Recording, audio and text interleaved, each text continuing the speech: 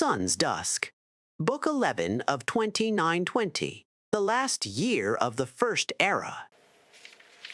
2. Sun's Dusk, 2920, Tell Arun, Morrowind, a man to see you, Night Mother, said the guard. A Kothringi tribesman who presents his credentials as Lord Zook of Black Marsh, part of the Imperial garrison of Gideon. What makes you think I'd have even the slightest possible interest in seeing him? Asked the Night Mother with venomous sweetness. He brings a letter from the late Empress of the Cyrodiilic Empire. We are having a busy day, she smiled, clapping her hands together with delight. Show him in. Zook entered the chamber. His metallic skin, though exposed only at his face and hands, caught the light of the fireplace and the lightning of the stormy night from the window. The Night Mother noted also that she could see herself as he saw her. Serene, beautiful, fear-inspiring. He handed her his letter from the Empress without a word. Sipping her wine, she read it. The Duke of Morrowind also offered me an appreciable sum to have the Emperor murdered earlier this year, she said, folding the letter. His payment sunk and never was delivered. It was a considerable annoyance, particularly as I had already gone to the trouble of putting one of my agents in the palace. Why should I assume that your more than generous payment from a dead woman will arrive? I brought it with me, said Zook simply. It is in the carriage outside. Then bring it in and our business is complete, smiled the Night Mother. The Emperor will be dead by year's end. You may leave the gold with Abeladeth, unless you'd care for some wine? Zook declined the offer and withdrew. The moment he left the room, Miramore slipped noiselessly back from behind the dark tapestry. The Night Mother offered him a glass of wine, and he accepted it. I know that fellow Zook, said Miramore carefully. I didn't know he worked for the old Empress, though. Let's talk about you some more, if you don't mind, she said, knowing he would, in fact, not mind. Let me show you my worth, said Miramore. Let me be the one to do the Emperor in. I've already killed his son, and you saw there how well I can hide myself away. Tell me you saw one ripple in the tapestry. The Night Mother smiled. Things were falling into place rather nicely. If you know how to use a dagger, you will find him at Bodrum, she said, and described to him what he must do. 3 Sun's Dusk, 2920. Mournhold, Morrowind. The Duke stared out the window. It was early morning, and for the 4th straight day, a red mist hung over the city, flashing lightning. A freakish wind blew through the streets, ripping his flags from the castle battlements, forcing all his people to close their shutters tightly. Something terrible was coming to his land.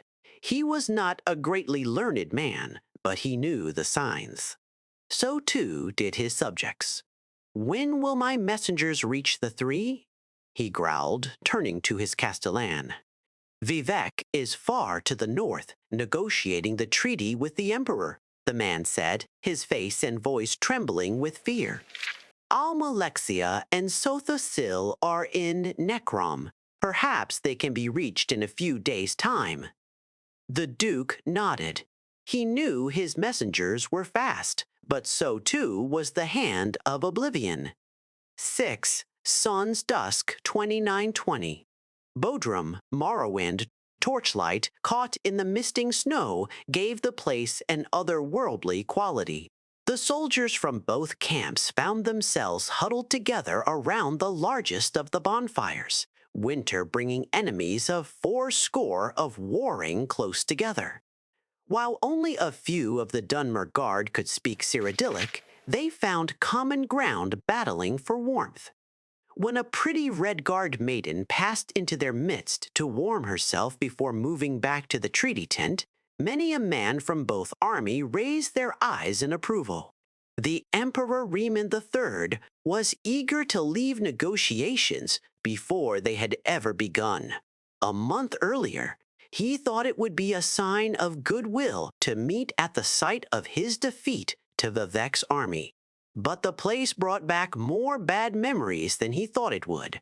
Despite the protestations of potentate Versidue, Shay, that the rocks of the river were naturally red, he could swear he saw splatters of his soldiers' blood.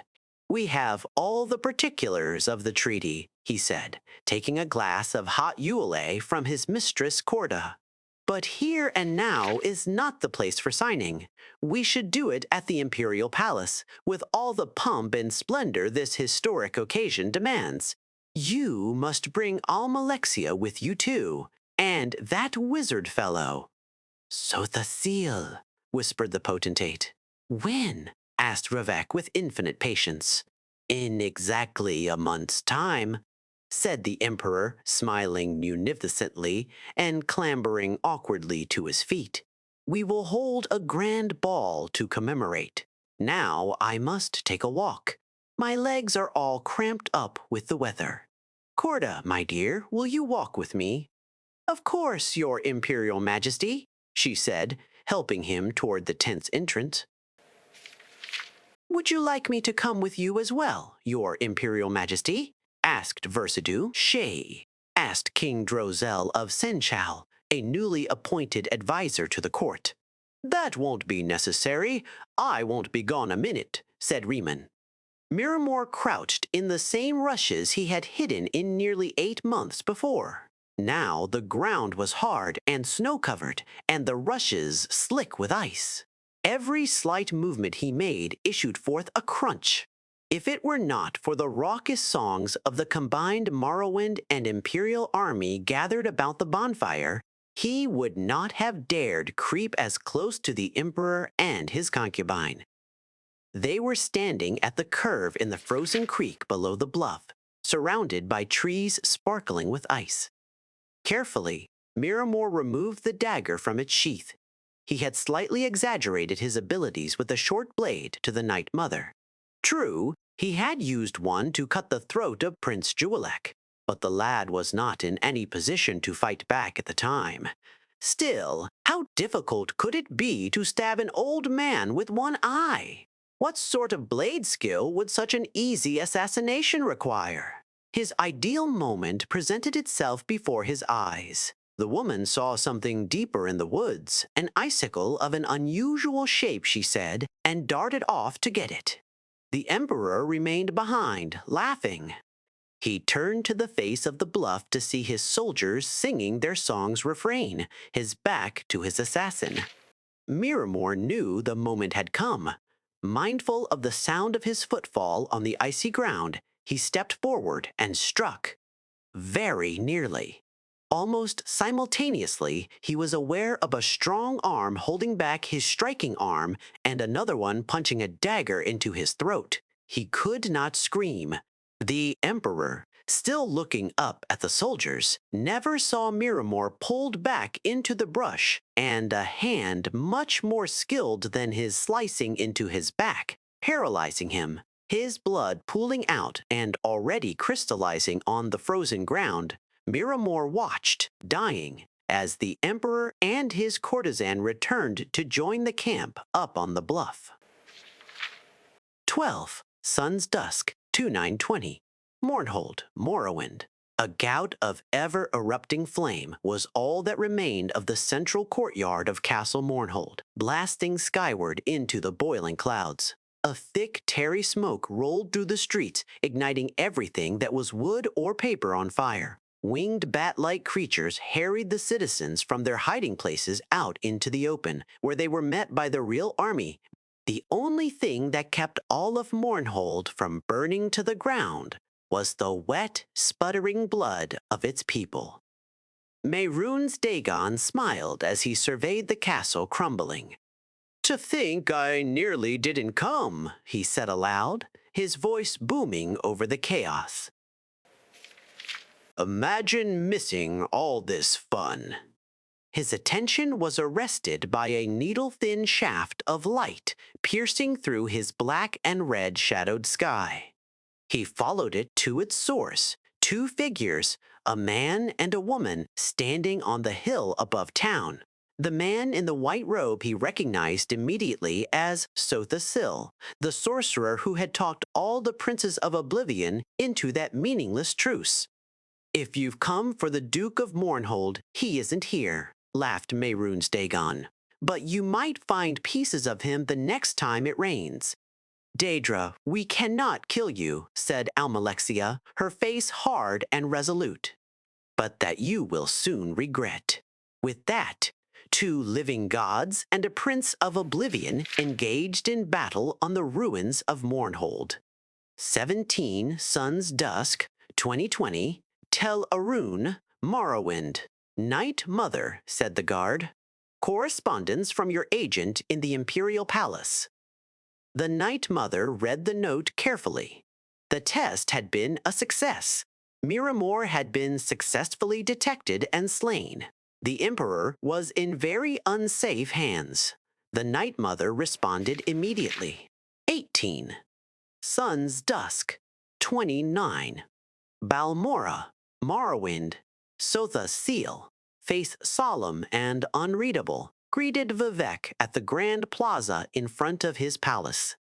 Vivek had ridden day and night after hearing about the battle in his tent in Bodrum, crossing mile after mile, cutting through the dangerous ground at Dagoth, at blinding speed. To the south, during all the course of the voyage, he could see the whirling red clouds and knew that the battle was continuing day after day. In Nisis, he met a messenger from Sotha Sil, asking him to meet at Balmora. "Where is Almalexia?" "Inside," said Sotha Sil wearily. There was a long, ugly gash running across his jaw. "She's gravely injured, but Mehrunes Dagon will not return from Oblivion for many a moon." Almalexia lay on a bed of silk, tended to by Vivek's own healers. Her face, even her lips, was gray as stone, and blood stained through the gauze of her bandages. Vivek took her cold hand. Almalexia's mouth moved wordlessly. She was dreaming. She was battling Mehrunes Dagon again amid a firestorm. All around her, the blackened husk of a castle crumbled, splashing sparks into the night sky. The Daedra's claws dug into her belly, spreading poison through her veins, while Almalexia throttled him. As she sank to the ground beside her defeated foe, she saw that the castle consumed by fire was not Castle Mournhold. It was the Imperial Palace. 24 Suns Dusk, 2920. The Imperial City, Cyrodiil. A winter gale blew over the city, splashing the windows and glass domes of the Imperial Palace. Quivering light rays illuminated the figures within in surreal patterns. The Emperor barked orders to his staff in preparations for the banquet and ball. This was what he enjoyed best, more than battle. King Drozel was supervising the entertainment, having strong opinions on the matter. The Emperor himself was arranging the details of the dinner. Roast Nedfish, vegetable marrow, cream soups, buttered hellerak, cod scrum, tongue in aspic. Potentate, Versidu Shea had made a few suggestions of his own, but the tastes of the Akabiri were very peculiar. The Lady Corda accompanied the Emperor to his chambers as night fell. The year is concluded in Evening Star.